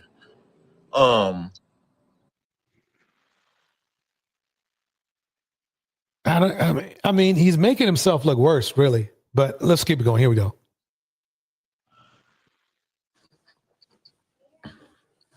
Sorry about that. Sorry about that. I got people that genuinely give a fuck about me.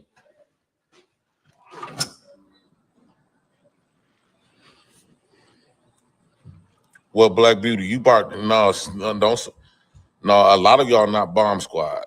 We're gonna clear that shit up real quick. Right? A lot of y'all not Bomb Squad. You got a handful. You, Reese, probably a few other ones. Most of them Black House. That's one. Then from people coming in from my live streams from all over. No, don't put Bomb Squad, give y'all credit. Ain't a lot of y'all over here. Let's clear that shit up real quick. Secondly, what I was gonna say, she come over here to galvanize followers and all this other type of shit and go on her channel to talk shit as if she's some fucking. But here's the thing, though. She playing the old white man's game, the old white man's ritual. What do Bomb Cherry do? She come over here, she played nice. She even got these motherfuckers, even including me. How could I be stupid? She got me thinking that she treating her like she's a black woman, right? Okay, let's pause that. Let's go with Bomb Cherry for a minute. Let's go over to Bomb Cherry for a minute. What I do. But I think today might be the end of the respect that Bomb gives, because Bomb can only take so much bullshit. You know, I can only take so much bullshit. Even yesterday, it was light work. You know what I mean? Like, it's easy to tear a piece of shit who got his hand out for every fucking body. It's easy to tear him apart. In fact, I don't have to tear him apart.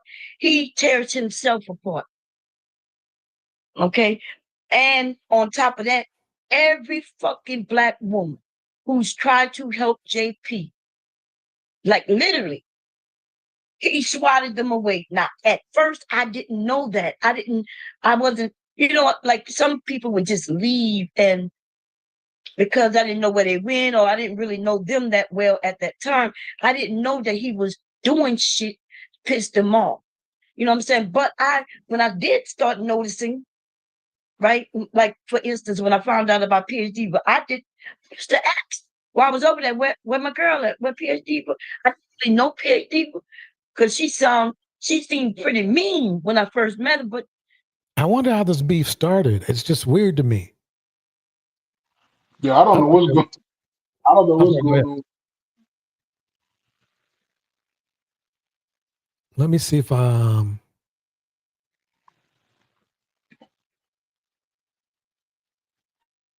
me see if somebody can explain it. The ride don't be so bumpy for the little ones.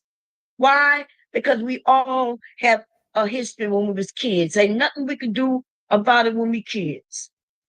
The adults are in full control. And you hope that your adult is adulting to the best of their fucking knowledge. But when your adult activities become, give him something, then he starts thinking you're trying to control him because you gave him money.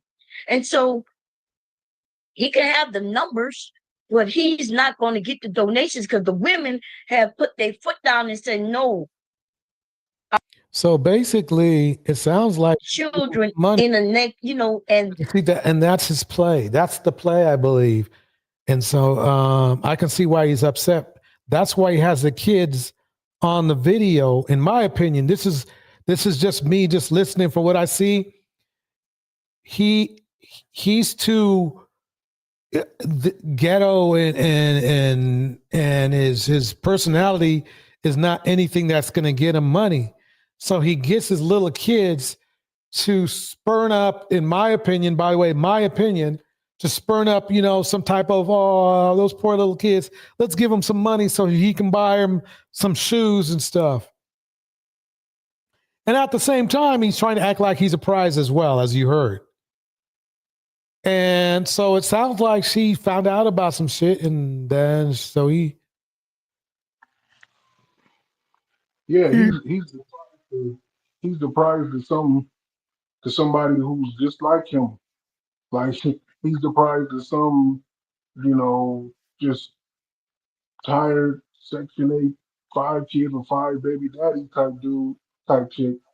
That's who he the prize to. But outside of that, because you could just tell, but like I don't even know who this guy is. This is my first time encountering him. But he definitely is using his kids as pawns to get, you know, more attention. And it sounds like he's got some kind of, you know, community going on with his channel and other people's channels who, whatever type of content they put out. So, you know, channels, YouTube creators beef with each other all the time. It's funny. They call them the YouTube streets. You know, I mean, I've seen people who don't have many followers and they hold channels just about going against somebody else's channel. You know, like they create something. It's like they create false content to put out content. You know, right? So what he's doing. All right, well, anyway, this is the end of the show for now. Tonight, I'm gonna have not a part 2 tomorrow, where we have another show tomorrow. But I want to hurry up and play this jam on the way out. You know, I got to do my 2-hour limit thing, right? I'm still trying to do that.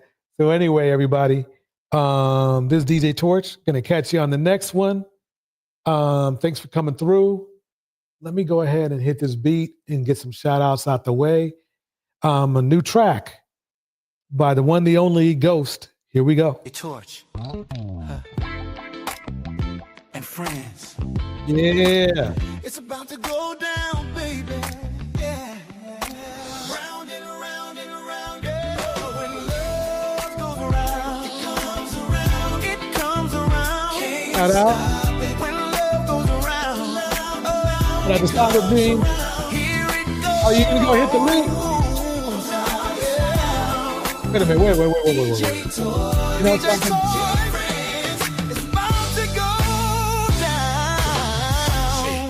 Chair, the family's here. Voices are warm. Okay, after the beat. Wait, come on. Yeah, come on up, Cyber. After the beat is done, we'll go at it. Here we go. The vibe is clear. I'll get my shout out out the way. Cyber was about to come up. Michael Samuel's in the house. Angela Reddick. It's about to go down. Yeah, that's a man. Yo, you got it. A gentle sound, hearts open wide when the love goes Any animal, even a girl, every woman. I said what I said. Pretty Black Magic. We got Beyonce on stage.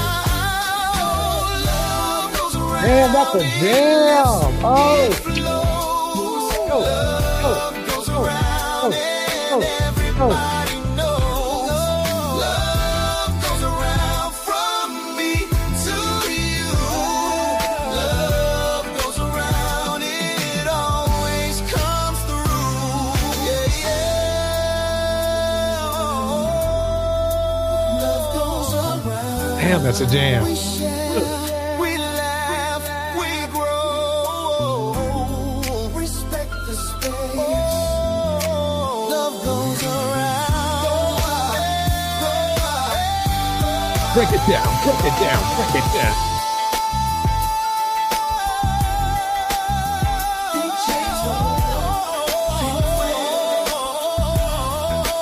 That's our cue. It's not a party without you, without you, without you, without you.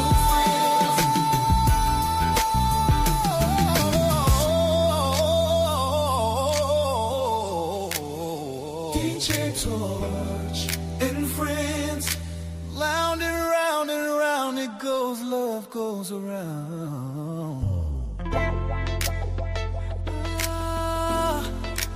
Love goes around. Round and round it goes.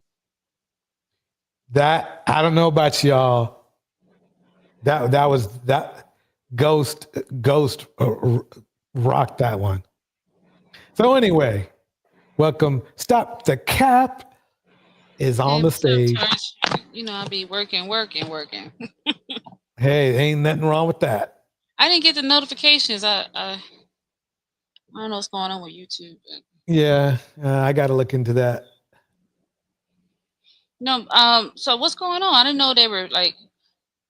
I don't really know anything, but I've been on panels with Bomb before. She cool, you know. But you know, they all come from that. What's that B sector?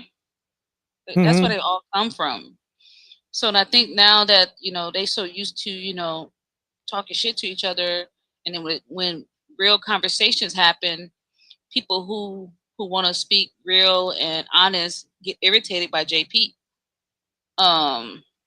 I seen a panel with him. I don't know who these guys were.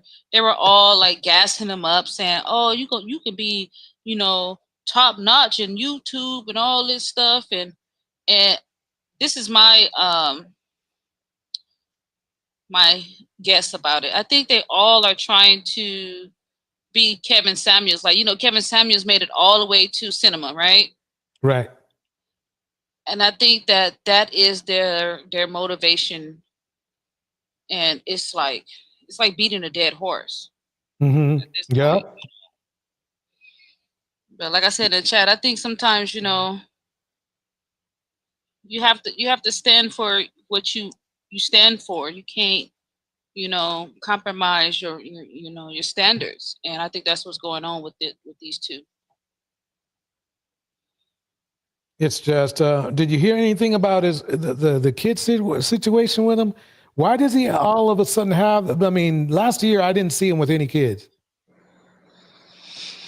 Well, I seen a clip of him like kicking somebody. I don't know if it was his daughter. He's abusive. He's verbally abusive to the girls. He's physically abusive, and his bread and butter was black women. So I'm thinking, I think his last couple of lives, or when he was on these panels, the things that he said about black women, it put a bad taste in some of his supporters' mouth. That's what I'm thinking. Oh, okay. And my thing is, Cynthia G is absolutely right about the mindset of some of these black women. For you to even support him from the beginning tells a lot about your mindset, Like he should not have any support. He should just go to work like the rest of us. Like YouTube, is for, people who are charismatic, have personality, can talk about multiple, topics and so forth. This guy just has one lane, and that's talking shit,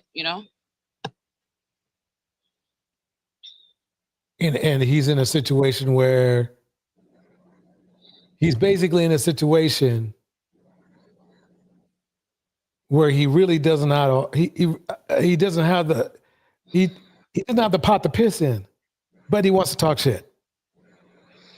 I don't get it.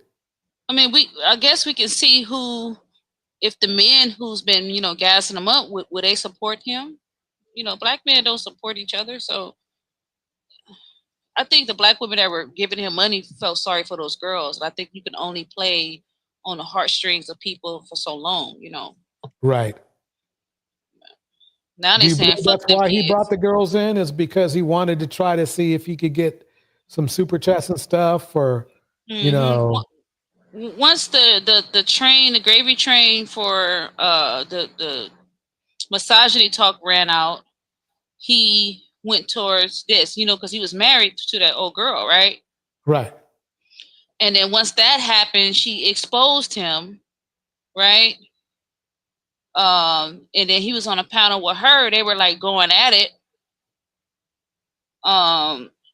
His support kind of, you know, dwindled away. And then now he's using the girl as like as a prop. But then he doesn't have enough intelligence not to verbally abuse the children, not hit the children on camera. I seen a live where he was Bomb Cherry. It was like basically chastising him on why he's yelling at the girls about taking cake or some shit like that. It was so like, oh, that's stealing and all this stuff. And then the whole live turned into him and how he's raising his children. You know, it just was, I call it toxic fatherhood. Basically, it's toxic fatherhood on display. You know, I don't know where the mothers are. Okay. But I don't know. I don't know about the beef. I'm gonna have to probably look into it to see what's going on. I'm gonna go to Bomb Cherry channel, see if she Got it. I think I have to Bomb look Cherry should into leave it. it alone. She just leave JP alone. Fuck JP. You know. So I have a question before we go. What do you think about Diddy getting 4 years or some change? It's kind of weak because it's not 4 years really. It's more like 4 years minus 1 year for you know when he was in jail. So it's 3 years. I think that basically that's not going to deter any aspiring pimps from pimping. I think there was enough there for 10 years just in that videotape of Cassie getting her butt beat. But who am I, you know? Yeah, I hear a lot of people sympathizing with them all. You know, it's just, we live in some very interesting times right now, Torch. This is very interesting. Very true.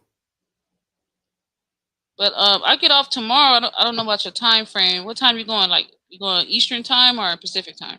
Probably, you know, I'll probably it'll on Eastern time. It'll probably be around 7. I think I'll start around you know, West Coast time around 4. Oh yeah, I'll be available then. I'm like in the middle. Gotcha. Oh, okay, cool. Well, everybody, let me play that jam again. I appreciate you coming up. Oh, you got to do a music live, just music, and have us rock out. Shoot. The way that Ghost is dropping mine, I need to do that because she's magic. She got some jams. Let me tell you. She wrote that cut? Yes. Okay. Yes. We got to get her. Is she like on like SoundCloud, Spotify? She on all that? Oh, I gotta find out. I'll ask her. Yeah. You think she want to get notoriety by it, or is she just doing it just because the love of music? I would say, well, number one, everybody should try to get some notoriety, especially when as talented as she is. But I think she just loves music.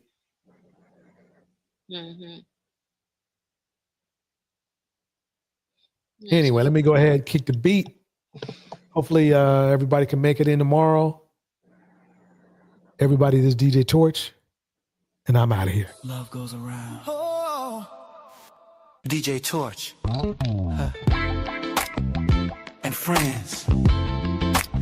It's about to go down, baby. Yeah. Round and around and around. Yeah.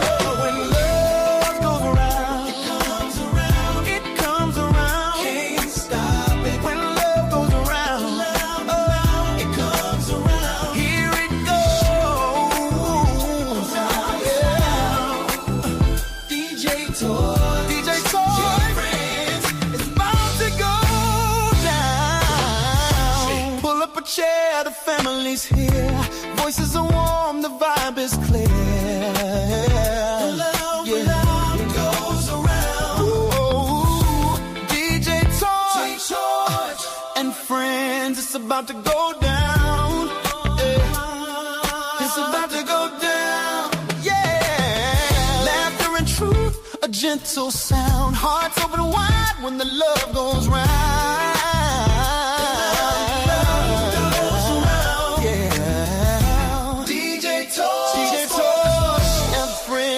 About to go down.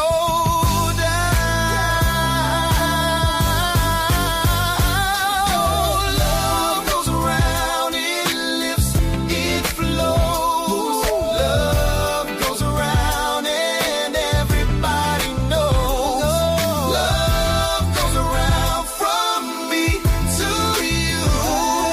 Love goes around, it always comes through. Yeah, yeah.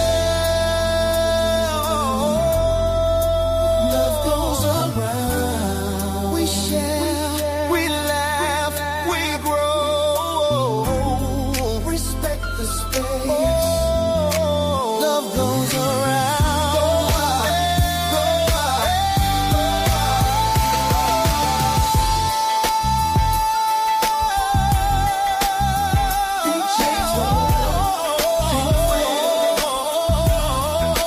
That's our cue.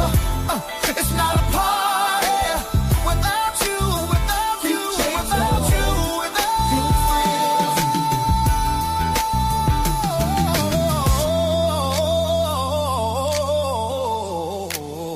DJ Torch and friends, round and round and round it goes, love goes around.